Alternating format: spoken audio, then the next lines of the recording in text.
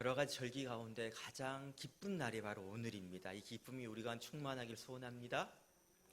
한 사회 구성원이 함께 하나의 사건을 겪으면서 그 사건에 대한 공통의 기억을 갖게 됩니다. 그 기억을 가리켜서 우리는요, 집단 기억이라고 부릅니다. 사람들은 이 집단 기억을 함께 공유하게 되면 그 공유하는 사람들과 굉장한 친밀감을 느낍니다. 그리고 그 집단 기억을 통해서 하나의 어떤 사회 현상이나 세상을 바라보는 눈을 얻기도 합니다. 그거로 인해 가지고 하나의 어떤 세대를 표현하는, 다시 말해 한 세대가 품고 있는 가치관이 무엇인지가 집단 기억을 통해서 결정지어지는 것이죠. 그래서 한 세대를 이해하려면 그 세대를 대표할 수 있는 집단 기억에 대해서 이해하면 됩니다. 우리 부모 세대가 가졌던 가장 어떤 충격적인 사건, 우리 부모 세대가 다 함께 공유하고 있는 집단 기억이 바로 뭐냐면 6.25 전쟁이에요. 그러면 우리 세대 가운데 하나의 집단 기억으로 우리 뇌리에 각인되어 있는 그 사건은 무엇일까요? 저는 IMF 경제위기 사태였다고 생각합니다. 그리고 또 지금 우리가 우리 다음 세대와 함께, 아니 전 세계 사람들과 함께 우리가 집단 기억으로 남을 만한 하나의 사건을 지금 통과하고 있죠. 바로 코로나 바이러스 전염병 대유행, 영어로는 팬데믹이라고 그러더라고요. 이 현상을 우리가 지금 경험하고 있습니다. 유발 하랄이라고 이스라엘 출신의 유명한 미래학자가 있습니다. 이 사람이 파이낸셜 타임즈라는 한 잡지사에 코로나 이후의 세상이라는 제목으로 한 글을 기고했습니다. 다 설명할 수는 없고요. 요약한다면 이겁니다. 폭풍우는 지나갈 것입니다. 폭풍우가 바로 이 바이러스로 인한 대유행이죠. 그렇죠? 지나갈 것입니다. 인류는 살아남을 것입니다. 그리고 우리도 대부분 살아있을 것입니다. 그 다음에 중요합니다. 그러나 우리는 다른 세상에서 살게 될 것입니다. 코로나 그 바이러스 이후의 세상은 우리가 살아왔던 세상과 다른 세상이 될 거란 말이에요. 저는 기억합니다. IMF를 겪을 때 우리 마음이 뭐였냐면 이 IMF가 끝나고 나면 다시 예전으로 돌아가겠지. 근데 IMF 끝나도요, 예전의 세상은 돌아오지 않더라고요. 마찬가지입니다. 이 코로나 바이러스 끝나고 나도요, 그 이전의 세상을 우리가 누리지 못할 거라 생각합니다.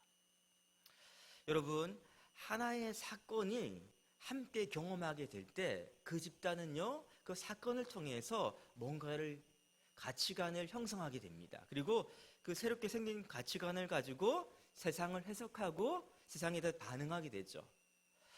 초대 그리스도인들, 다시 말해 처음 그리스도인들에게 있어서도 이런 일종의 하나의 집단 기억이 있었습니다. 그들의 세계관을 형성하게 됐던 너무나 충격적인 사건, 그것이 바로 무엇일까요? 초대 교회는요, 처음 그리스도인들의 그 교회의 모습을 굉장히 이유가 뭐냐면 너무나 이질적인 사람들이 함께 모여 있는데도 하나가 되어 있는 거예요. 그들 가운데는 자유인과 노예들이 있었습니다. 유대인과 이방인들이 있었습니다. 남자와 여자가 뒤섞여 있었는데도 불구하고 그들은요, 늘 한 목소리를 냈었어요. 안디옥 교회나 예루살렘 교회나 로마 교회나 다 흩어져 있는데도 불구하고 늘 그들은요, 같은 어떤 정체성을 품고 있었단 말이에요. 왜 그럴까요?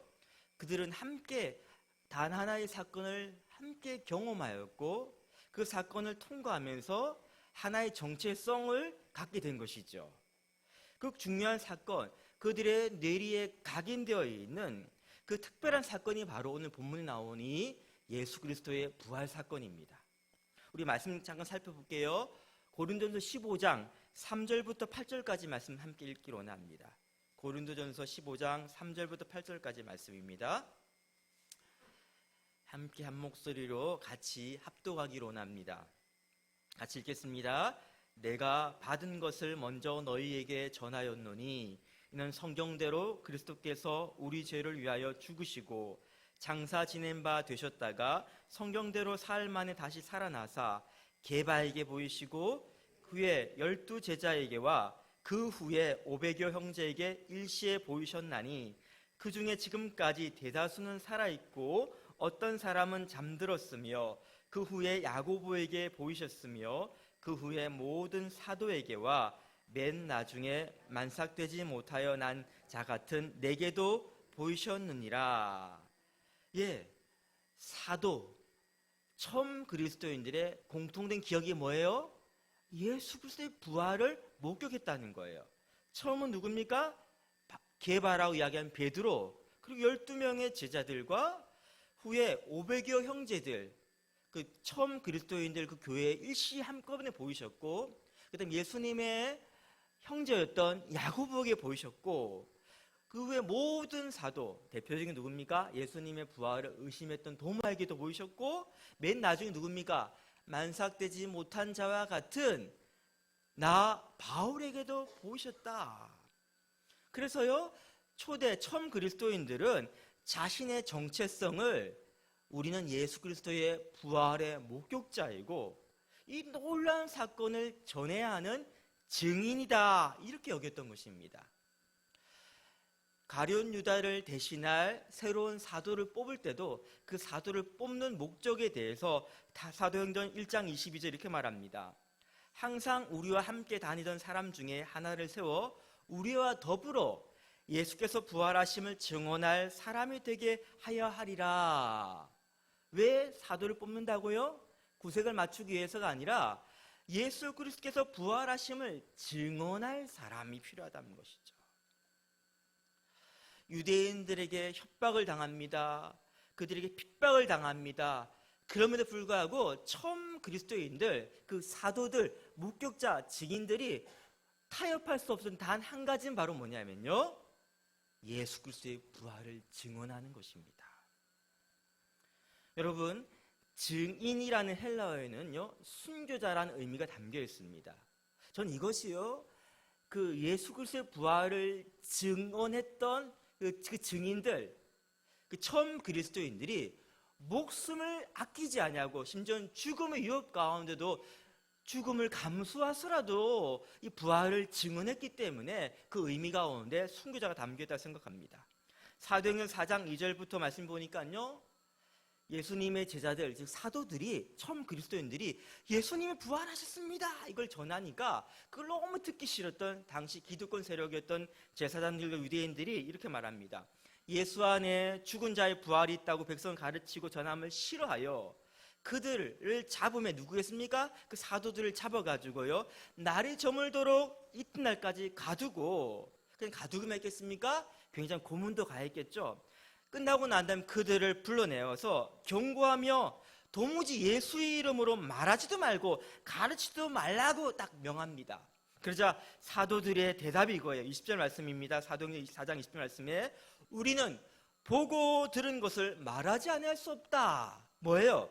예수님의 부활을 내가 보았다. 그 음성을 내가 들었다. 그러므로 뭡니까? 말하지 않을 수가 없다.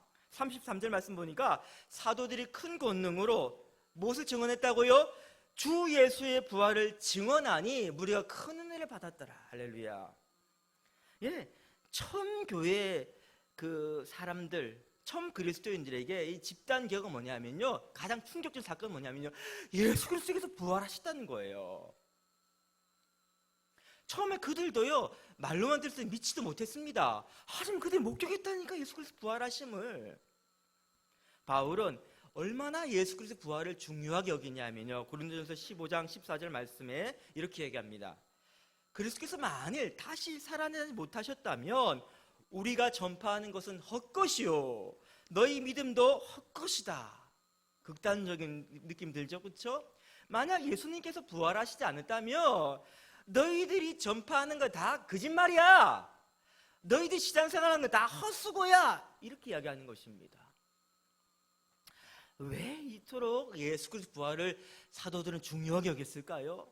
왜 처음 그리스도인들에게 예수 그리스도 부활이 중요한 것입니까? 여러분 보세요. 그 사도들이라고 이야기하는 처음 그리스도인들의 삶의 180도 변화는 어디서 비롯된 것입니까? 예수님의 부활을 경험한 순간부터예요. 우리가 좋아하는 베드로, 예수님 부활 이전에 그는 어떤 사람이었습니까? 그는 예수님 모른다고 부인했던 배교자였어요. 배신자였단 말입니다. 도망자였어요. 근데 예수님 부활을 경험하고 나면 그가 어떻게 바뀝니까? 예, 오늘 본문 나오는 것처럼 담대하게 예수님 부활을 증언하는 사람이었죠. 그렇죠? 두 번째, 야고보 생각해 봅시다. 예수님이 형제였던 야고보, 예수님 부활 이전에는요, 예수님도 이렇게 말했습니다. 예수님이 우리 형인데 좀 미쳤나 봐. 자기가 하나님 아들이래. 말도 안 되는 소리야. 형제인 그거 안 믿었다는 거예요. 근데 예수님 부활을 경험하고 나는데 그거 어떻게 바뀝니까? 자신을 가리켜서 그리스도의 종이라고 이야기해요. 유대인들의 사도로서 그가 섬길 때 자신의 지위를 어떻게 하겠다고요? 나 우리 예수님과 좀 친하지, 혈육이야, 이게 아니에요. 나는 그리스도의 종이다. 이렇게 바뀝니다. 가장 극적인 변화를 나타낸 사람 바로 오늘 본문의 기록자인 누구예요? 사도 바울이죠. 그러니까 부활을 경험하기 전, 다메섹 도상에서 부활하신 예수님 만나기 전에 바울은 어떤 사람이냐면요, 예수님을 핍박하는 사람이었어요.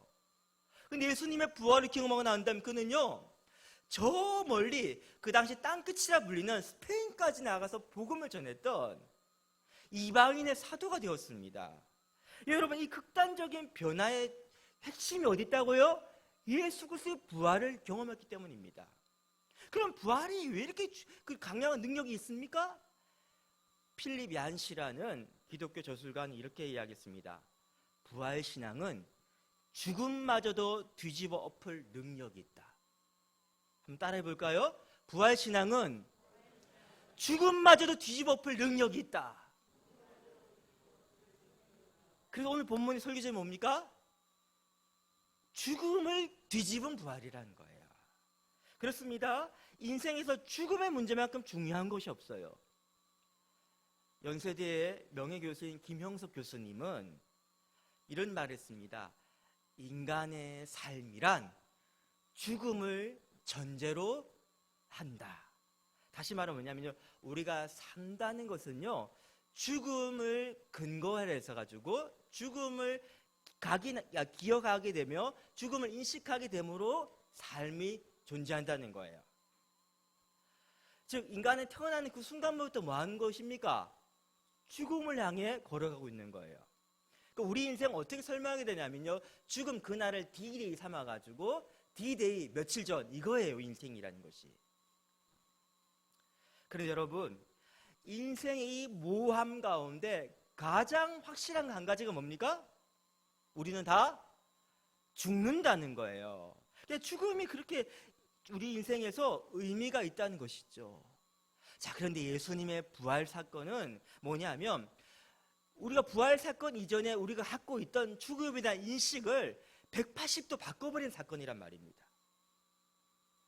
그러니까 죽음에 대한 우리의 생각을 완전 뒤집어 버린 거예요. 전 이거를 중세 천년을 이끌고 있던 천동설이 기동설을 통해서 뒤집어진 것처럼 바로 그렇게 설명하고 싶어요. 예수님 부활 이전에 우리가 갖고 있던 죽음의 의미, 죽음에 갖고 있던 어떤 힘, 이것이 예수님 부활로 인해서 완전 뒤집어졌다는 거예요.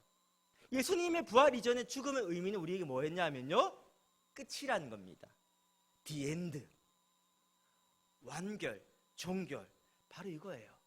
막 열심히 막 하다가요, 죽음하면 뭡니까? 딱 끝나버린 그 순간부터. 여러분, 바둑을 막 두고 있는데요, 누가 나와가지고 열심히 바둑을 두고 있는데 중요한 순간인데 누가 와가지고 어떻게 하면 바둑판을 엎어버리는 거, 바로 그게 바로 죽음이에요. 굉장히 허무하죠. 열심히 최선 다해서 막 준비하고 애쓰고 수고했는데 죽음 하면 아무것도 아니에요. 사라져버리는 거예요. 그래서 인생은요, 죽음을 만나게 되면 굉장히 무력해집니다. 무기력함을 느낍니다. 죽음이 끝이라는 것이 바로 부활 이전에 우리가 죽음에 갖고 있던 인식이었던 것이죠. 저는요, 일본의 관료들이 어떤 부정과 부패로 인해 가지고 무슨 문제가 생기면 이제 언론에 보도되고 이제 재판을 받게 되면 어떻게 주로 많이 합니까? 내가 이 사건 책임을 지겠습니다 하면 한 명이 어떻게 합니까? 자살하더라고요. 그럼 놀란 게 뭐냐면 그 사람 당사자가 죽으면 더 이상 그 사건을 파지 않더라고요. 그 일종의 일본 사회의 불문율인가 봐요. 죽으면 끝났는데. 우리 형사재판에서 비슷한 일이 있죠. 어떤 누가 피의자가 되거나 피고가 되어가 형사재판을 받게 된 과정 가운데서 그 피의자, 피고인이 죽으면 어떻게 됩니까? 사건이 그냥 재판이 대부분 종결되는 것이 원칙이에요. 재판할 필요가 없다는 거, 죽었는데 끝났는데 무슨 소용이냐 이거죠. 소의 이익이 없다는 것이죠. 예. 그런데 여러분, 예수님 부활이 지금 우리에게 뭘 보여주고 있습니까? 죽음은 뭐예요? 끝이 아니라는 거예요. 죽음은 뭡니까? 새로운 죽음 뒤에 새로운 세계가 있다는 겁니다. 오늘 본문의 51절 말씀에 부활의 목격자였던 바울이 흥분해가지고 이렇게 말하고 있습니다. 죽음은 끝이라는 생각을 뒤집어 엎는 이렇게 말합니다. 우리 한번 같이 51절 한번 읽어볼까요? 51절 말씀 같이 읽겠습니다. 시작. 보라, 내가 너에게 비밀을 말하노니 우리가 다 잠잘 것이 아니요 마지막 나팔이 순식간에 호련히 다 변화되니. 52절 읽겠습니다. 나팔 소리가 나매 죽은 자들이 썩지 않을 것으로 다시 살아나고 우리도 변화되리라. 예, 바울이 지금 흥분해가 지금 느껴집니까? 보라, 주목하라는 거예요. 죽음이 끝이야. 아니야, 끝이 아니야. 봐, 죽음에 뭐가 있다고요? 부활이 기다리고 있어. 끝이 아니야. 호련히 우리가 다 살아날 거야. 변화될 거야. 부활한 새로운 몸을 입을 거야. 죽음에 대해서 이호령 교수에게 한 신문기자가 질문했습니다. 선생님이 이제 죽음 앞두고 계시는데 말기암인데 죽음에 대해서 어떻게 생각하십니까? 라고 질문합니다. 그러자 그가 이렇게 대답하죠. 내가 만약 영화 감독이라면 영화의 마지막 장면에 The End라는 그 마크를 나는 박지 않을 거예요. 그거 대신에 나는 한 송이의 꽃봉오리를 이렇게 다 담을 거예요. 그 마지막 장면에. 만개한 꽃이 아니라 여러분 뭐라고요? 꽃봉오리. 이제 막 피기 시작하는 거. 무슨 말입니까? 그냥 만개한 하나의 꽃을 꽂아 놨다며 이제 그건 곧 시든다는 의미지만 꽃봉오리 뭡니까? 피어날 준비를 하고 있다는 거예요. 즉 영화의 시작만큼 많은 이야기를 품고 있는 꽃봉오리 같은 것이 바로 인생의 죽음이에요. 죽는다는 것은요, 끝이 아니라는 거예요.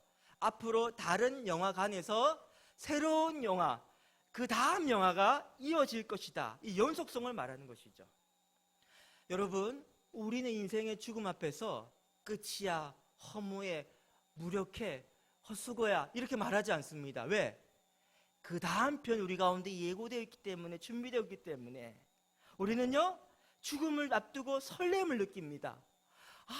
어떤 새로운 하나님 주는 축복의 삶이 준비되어 있을까? 기대감이 불어오르는 거예요. 마치 유치원 다니는 학생들이 뭡니까? 유치원을 졸업하고 난 다음에 내 인생 끝났어 이렇게 합니까? 아니죠. 초등학교에 들어갈 것을 꿈꾸며 기대하는 것처럼 바로 설렘을 느낀다는 거예요. 이게 바로 예수님 부활을 통해서 우리가 갖게 된 새로운 죽음에 대한 인식입니다. 두 번째, 예수님 부활로 우리는요, 새로운 죽음의 의미가 패배가 아니라 뭐가 된 것입니까? 승리가 된 것이에요. 예수님 부활 이전에 인생에 있어서 죽음이라는 것은요, 어떤 지혜자도 어떤 용사도 이기지 못했던, 늘 그 앞에서 싸우다가 패배했던 그 패배의 순간이 바로 죽음이었었어요. 예, 죽음에 맞섰던 모든 시도는 다 실패로 돌아갔습니다. 그 대표적인 예가 바로 인간이 불멸을 얻기 위해서 영생불사하기 위해서 애쓰고 수고했던 것이죠. 전 대표적인 예가 바로 이집트의 파라오나 아니면 진시황 같은 사람들이죠. 진시황. 여러분 아시죠? 이 사람이 7개의 나라로 흩어져 있던 중국을 다 통일하고 난 다음에 나는 진시황, 진이라는 통일국가의 첫 번째 왕이다. 그럼 두 번째 왕은 누굽니까? 아들은요, 이세왕 이렇게 되는 거예요. 자, 그래서 나는 이제 통일했고 이런 대단한 사람인데 죽음이 해결이 안 되는 거예요. 그래서 어떻게 합니까? 도교의 술사들을 동방으로 보내서 불로초로 얻어오라고 그러죠. 영생불사약을. 그거 얻었습니까? 못 얻었습니까? 못 얻었으니까 진시황릉이 남아있는 것이죠. 근데 진시황의 후예들이 지금도 있어요, 여러분. 수많은 생명과학자들이 그 인간의 계속되는 삶을 만들기 위해서 열심히 연구하고 있습니다. 하지만 도교의 어떤 술사들도 그리고 현대 과학으로도 불로초는 만들 수가 없다. 두 번째, 우리는 간접적으로 어떤 유산을 남기면서 돈 말고 어떤 가치를 후대에 남김을 통해 가지고요, 내 자아가 미래에도 여전히 영속할 수 있도록 그런 어떤 애쓰고 수고합니다. 대표적인 예가 뭐예요? 예술가들이죠. 인생은 짧지만 예술은 길어. 그래 보면 불명의 명예와 인기를 계속해서 누리고 싶기 때문에요, 치열하게 경쟁하면서 막 걸작품 만들어냅니다. 하지만 그렇다고 그들이요, 그 이름이 영원히 남나요? 그렇지가 않더라고요. 제가 대표적인 예로 보는 것이 바로 에펠탑입니다. 파리의 상징인, 프랑스 상징의 에펠탑. 여러분, 에펠탑은 지금 남아 있습니다. 그리고 그 탑 이름에 그 탑을 만든 그 건축가인 구스타프 에펠의 이름을 따서 에펠탑 이름 지었죠, 그렇죠? 근데 여러분, 우리 가운데 누가 에펠탑을 보면서 파리, 프랑스 상징구나 있기지 에펠에 대해서 기억한 사람 있나요? 에펠이 어떤 사람이었고 어떤 가치를 추구했고 아무도 기억하지 않아요. 너무 아이러니하게도 에펠은 자기가 만드는 그 걸작품에 자기 자신의 이름조차 빼앗겨버린 것입니다. 자기를 가리키는 에펠이란 고유명사가요, 이제 탑에게 옮겨가 버린 거예요. 이렇게 우리는요, 영생불사, 영원히 뭔가를 남고 싶은 그런 어떤 우리 욕구가 늘 실패로 돌아갑니다. 왜 그렇습니까? 죽음의 본질이 인생의 자연스러운 결과가 아니라 죄에 대한 심판이기 때문에, 죄의 결과 인간이 죽기 때문에 그런 거예요. 모든 사람 다 뭡니까? 죄인입니다. 그 결과 모든 사람은 다 죽음의 운명을 피할 수가 없는 거예요. 어떤 용사를 할지라도, 어떤 지혜자를 할지라도. 자, 그런데 언제까지 그렇습니까? 우리 예수님이 오시기 전까지. 우리 예수님께서 죽음의 족쇄를 단번에 깨뜨리심으로 최초로 죽음 이기신 승리자가 된 거예요. 예수님 이전에 죽음 뭡니까? 패배의 의미였다면 예수님 이후 예수님을 믿는 모든 사람들에게 죽음 뭐가 된 겁니까? 위대한 승리의 순간이 된 거예요. 예수님 부활하신 그 순간이, 그날이 바로 뭐냐면 가장 강력했던 사망이 사망 선고를 받은 날입니다. 우리에게 사망은 이미 죽은 거예요. 우리 예수 안에 있는 모든 사람들에게 죽음의 의미는요, 패배에서 승리로 뒤집힌 것입니다. 오늘 본문 보세요. 55절 말씀에 바울은요, 사망을 조롱하며 이렇게 말합니다. 55절부터 57절까지 말씀 같이 한번 읽어볼까요? 시작. 사망아, 너희의 승리가 어디 있느냐? 사망아, 내가 쏘는 것이 어디 있느냐? 사망이 쏘는 것은 죄요, 죄의 권능은 율법이라. 우리 주 예수 그리스도로 말미암아 우리에게 승리를 주신 하나님께 감사하노니. 그리스도 안에 있는 우리에게 사망은 뭐라고요? 두려움의 대상. 난 저기 이길 수가 없어. 절망의 대상이 아니라 뭡니까? 우리는 이미 그 사망으로부터 승리했다. 기쁨과 환희를 경험한다는 거예요. 스펄전 목사님께서 예수님의 부활 사건을 이렇게 설명합니다. 사망은 단 하나의 트로피도 가질 수가 없다. 그가 자신의 감옥에 가두어 놨던 수많은 사람들로부터 빼앗은 그 전리품들이 예수님 부활 그 순간에 다 남김없이 약탈당했다. 뭐예요? 사망이 이제까지 이겨왔던, 인생을 이겨왔던 모든 승리의 어떤 전리품들이 예수님 부활 사건을 싹 다 무너져 버렸다는 거예요. 할렐루야. 그래서요, 그는 이렇게 말합니다. 나의 장례식에, 사랑하는 여러분, 상복을 입고 소망 없는 사람들처럼 슬퍼하면서 장송곡 부르지 마세요. 지금 나는 영광 중으로 들어왔으며 불멸을 하나님으로부터 유업으로 받는 이 기쁜 순간에 왜 슬퍼하냐 말입니다. 그리고 이렇게 말합니다. 여러분, 내 장례식장에 기쁨의 나팔을 울려주세요. 승리의 개선가를 연주해주세요. 죽음을 정복하신 위대한 왕이신 예수 그리스도께서 승리하셨고 이미 보좌에 오르셨고 이 위대한 승리에 지금 나도 함께 이 순간 동참하고 있습니다. 내 인생의 가장 기쁨의 순간, 가장 위대한 전성기 승리의 날이 언제라고요? 지금 이 죽음의 순간이라는 것입니다. 할렐루야. 이 예수님 부활로 인해서 우리는 세상이 갖고 있던 죽음에 대한 이미지, 다 끝나버렸어, 이 무력감, 이게 아니라 뭡니까? 그 다음 진짜 삶이 기다리고 있어. 희망 섞인 기대감과 설렘으로 바뀌게 된 거예요. 예수님 부활로 인해서 세상 사람이 갖고 있는 죽음에 대한 두려움, 무서워, 난 패배했어가 아니라 뭡니까? 위대한 승리에 동참하는 기쁨과 환희를 경험하게 된 것입니다. 이 사실을 예수님 부활을 목격한 사도들에게 이 동일한 마음이 있었어요. 예수님 부활을 경험한 그 집단 기억을 갖고 있는 모든 처음 그리스도인들 이 마음이 있었던 거예요. 그들만 경험한 사건입니까? 그들만 부활의 역사 사건의 기억을 공유하고 있는 사람들입니까? 아니죠, 여러분. 우리도 믿음의 눈을 열어서 부활의 목격한 증인들 아닙니까? 부활의 그 현장에 없었지만 믿음으로써 우리가 함께 그곳에 있었구나. 우리의 동일한 사건, 우리의 가장 충격적이며 가장 의미 있고 우리가 모든 세상을 바라보는 시각을 얻게 된 가치관 형성되는 가장 중요한 집단 기억을 함께 우리의 처음 그리스도인과 함께 공유하고 있는 거 아닙니까? 그래요, 바로 그것입니다. 그래서 이제는요, 우리는 이 부활 신앙을 가지고 모든 사건과 현상을 해석하게 되었습니다. 다 끝나버렸어. 희망이 없어. 그때 우리는 뭘 이야기합니까? 예수님 부활하셨잖아. 끝날 때까지 끝난 게 아니요. 이렇게 말하는 거예요. 다 절망할 때 우리는 희망을 노래하는 거예요. 모두가 두려움 가운데, 죽음의 공포 가운데 벌벌벌 떨고 있을 때 우리는 뭘 이야기합니까? 예수님 부활하셨잖아. 승리의 기쁨의 환희, 생명 넘치는 삶을 살 수 있게 된 것입니다. 여러분, 그러니까 부활 신앙이라는 것은 단지 내세에 대한 어떤 생각을 갖게 된 것이 아니라 부활 신앙은 현재 지금을 제대로 살 수 있는 힘을 주는 거예요. 왜곡된 내세관을 갖고 있는 힌두교들 가운데서는요, 이렇게 생각합니다. 힌두교인들은 그 환생을 믿잖아요. 윤회상을. 그래서 어떻게 하면 좋게 환생하냐면요, 공덕을 쌓아야 돼요. 공덕 가운데 최고로 여기는 게 바로 뭐냐면요, 겐지즈강에 자기의 시체가 죄로 뿌려지는 것입니다. 그럼 그 사람 무조건 뭐예요? 다음 생에는 최고로 태어나는 거예요. 사람들 어떻게 합니까?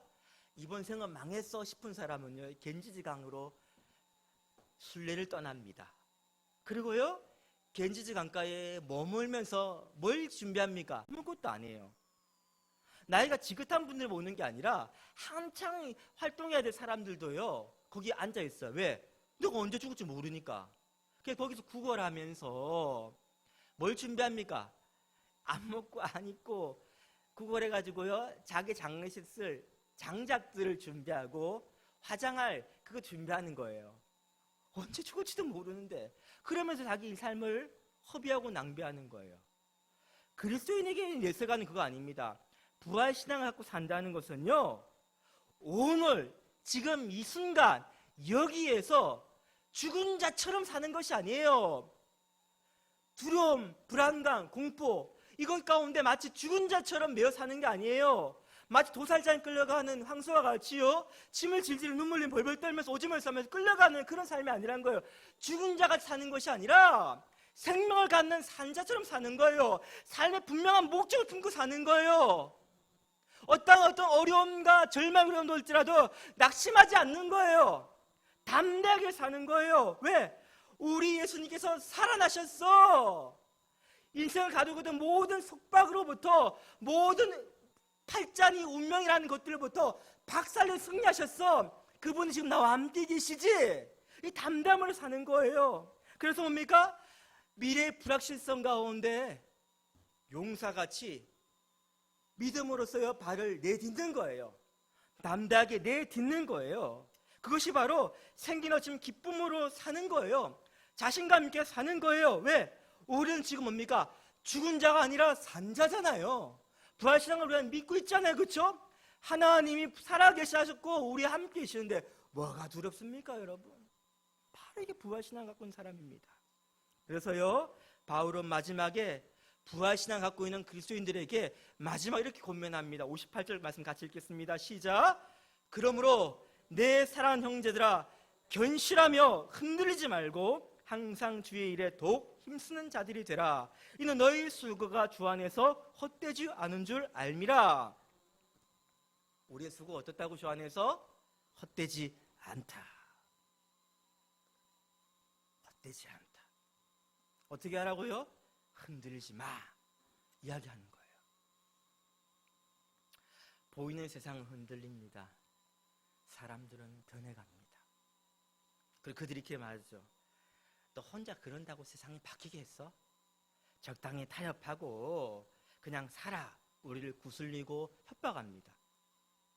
애쓰고 수고하지만 아무것도 보이지 않는 이 무력감이 우리를 짓누를 때, 아휴, 이렇게 꼭 해야 되나? 나도 그냥 쾌락주의에 빠져가지고 엄벙덩벙 그냥 세상 사람들처럼 살까? 그때 무엇이 우리를 꽉 붙든다고요? 우리 안에 닻을 내리고 있는 것이 있습니다. 바로 부활신앙이에요. 그 부활신앙이 우리의 중심을 잡습니다. 우리를 붙들어맵니다. 흔들리지 않게 견고하게 합니다. 재서가 끝이 아니잖아. 진짜 시작이 준비되고 있잖아. 그래서 우리의 지금 하는 모든 수고는 연속성을 가지는 거야. 헛되지 않아. 예수님께서 승리하셨잖아. 우리의 승리에 함께 동참하는 사람들이잖아. 왜 낙심하고 왜 절망하여 기뻐하고 환가를 불러야, 기쁨의 노래를 불러야지. 왜 두려워하고 있어? 바로 이거예요. 저는요, 우리가 이 부활신앙 우리를 꽉 붙들어매는 힘이 되길 축복합니다. 근데 또 우리가 넘어지게 하는 시험이 있어요. 제가 최근에 한 글에서 이런 글을 읽었습니다. 사도 바울을 가장 시험에 빠지게 했던, 그를 넘어뜨리게 했던 것은요, 외부적인 핍박이 아니었다. 그럼 뭡니까? 뭐 유혹을 받았나? 뭐 돈, 여자, 뭐 이런 권력 유혹을 받은 것인가? 그런 게 아니라 그가 이렇게 이야기하더라고요. 사도 바울을 가장 격렬하게 뒤흔들었던 것은 그가 전도형을 위해서 걸었던 수많은 그 길에서의 시간이었다. 우리는 사도 바울이 막 이곳저곳 전도 다니니까 비행기 타고 뚝딱뚝 나타날 것 같지만 그의 많은 시간이 사람 만나고 전도하고 가르치고 이런 시간을 많이 쓰는 것 같지만 그의 인생의 대부분 시간은 어디서 허비되었냐면요, 길에서의 길. 그 걸었던 거리를 재보니까 우리 서울에서 미국 동부까지 태평양 건너가지고 미국 대륙을 관통해서 걸어간 그 정도 거리예요. 물론 배를 타고 가는 적도 있지만 대부분 시간 어떻게 했다고요? 걸어 다녔어요. 우리 어릴 때 엄마 찾아 산만리 그 책 읽어보셨죠? 그 걸었던 거리를 재보니까 44,000리예요. 44,000리. 그러니까 대부분 시간은 뭐 했단 말입니까? 길에서 이렇게 걸어갔던 거예요. 이 단조로운 일상의 반복, 계속 똑같은 일을 지속할 때 우리는요, 뭘 느낍니까? 일상이 반복되어 갈 때 무력감이 빠지지 않습니까? 아무것도 변화되는 것이 없을 때 우리는요, 그냥 축 처지지 않아요? 우리 코로나 사태 겪으면서 어땠습니까? 자꾸 처지지 않아요? 뭐 열심히 하려고 해도 뭐가 안 될 때 낙심되지 않습니까? 이 무력감, 이것이 바로 뭡니까? 그 가장 힘든 순간이었다는 거예요. 가장 힘든 것이 이거예요. 변화도 나타나지 않는데 계속 그 길을 걸어요. 언제 끝났지만 그 길을 계속 걸어요. 이것이 반복되면 사람 쳇바퀴 돌듯이 반복되면 사람을 다 지쳐버립니다. 근데 그가 여전히 그 복음을 향한 열정을 품고 그 열정, 노년에 이르까지 끝없이 청년의 마음을 달리게 했던 그 원동력이 어디 있었을까요? 바로 그가 경험했던 예수님과의 첫 만남, 그가 목격했던 예수님의 부활, 그것이 끊임없이 그의 마음 가운데 샘솟는 활기를 불러일으켰다는 것입니다. 이것도 우리 마찬가지예요. 우리 지속할 게 뭡니까? 부활하신 주님 만났던 그 첫 만남 순간 여러분과 있으시죠? 예수님을 만났던 첫사랑의 순간 있으시죠? 그것이 우리 가운데 그냥 익숙함으로 그냥 만성적으로 젖어있게 하지 않기 위해서 끊임없이 주님을 향한 우리의 사랑이 마치 날이 시퍼렇게 선 칼처럼 되기 위해서 끊임없이 뭡니까? 그 첫사랑을 각성하고 그게 바로 우리의 어떤 영적 싸움의 본질이라는 거예요. 이 기억을 잊지 마시기 바랍니다. 끊임없이 기억해야 됩니다. 예수님의 부활을 끊임없이 기억해야 됩니다. 그럴 때 우리 뭡니까? 오늘 현재 이 삶에서 죽음 자체를 사는 것이 아니라 산자처럼 활기 넘치게 기쁨 가운데 소망을 품고 담대하게 나갈 수 있게 되는 것입니다. 제가 최근에 한 노래를 들었어요.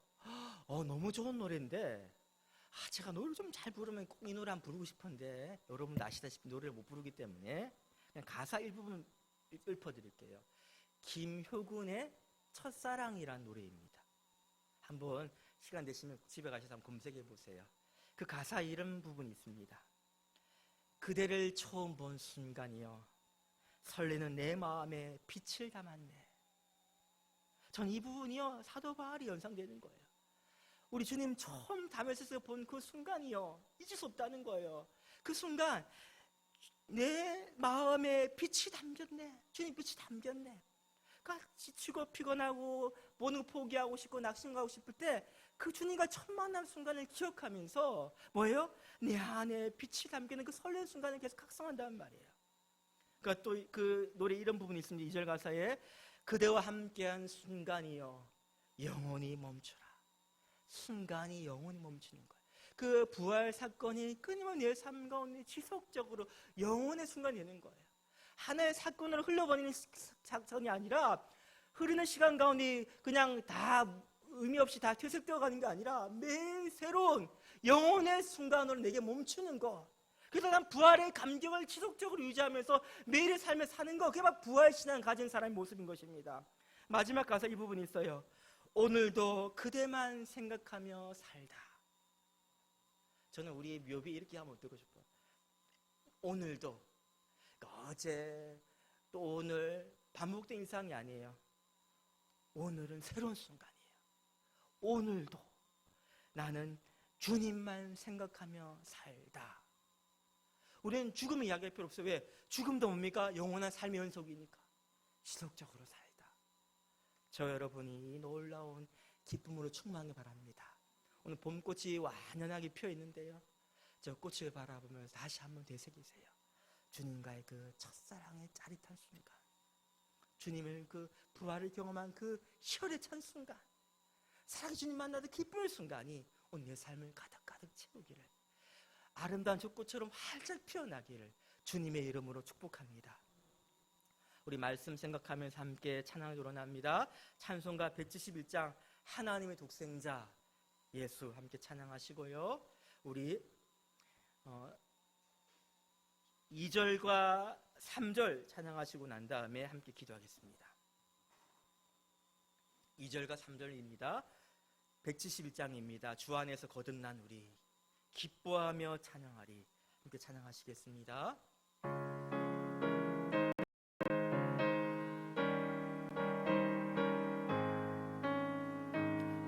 주 안에서 거듭난 우리 기뻐하며 찬양하리. 가슴 속에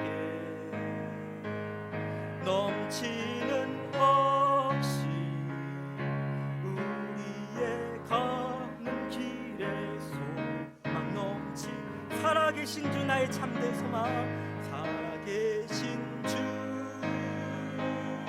나의 참된 소망 두려움이 사라지네. 사랑의 주 내 갈 길 인도하니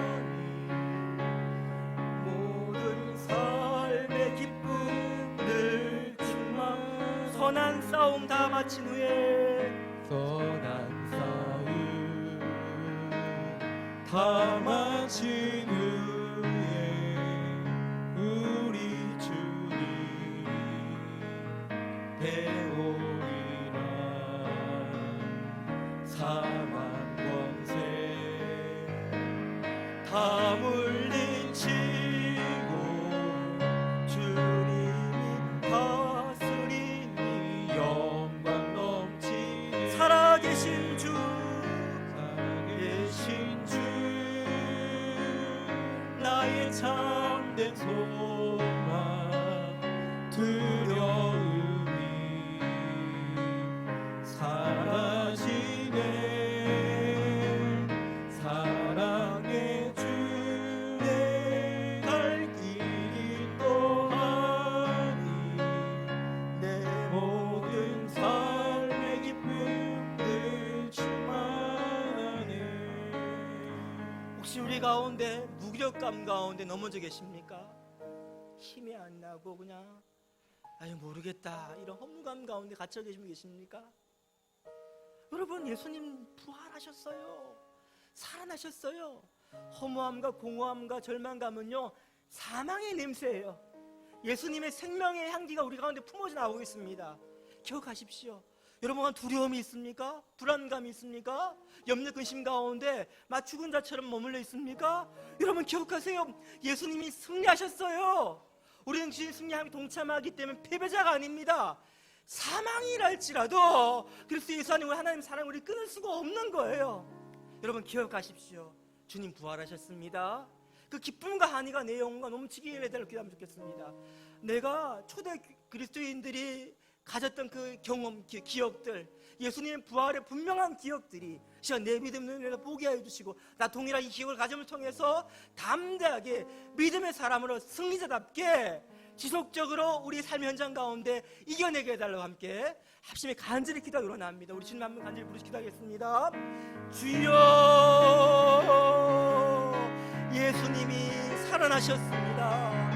사망의 권세를 깨뜨리고 부활하셨습니다. 아버지, 죽음이 우리를 얽매이지 못합니다. 우리에게 마치 착고처럼 매이졌던 죽음의 사슬이 끊어졌습니다. 우리는 죽은 자처럼 사는 것이 아니라 서슬에 끌려가는 소처럼 불안하면서 인생의 운명 앞에 무너져 사는 존재가 아닙니다. 주님은 승리하셨습니다. 그 승리가 믿음으로 수납한 우리에게 동일하게 약속되고 있습니다.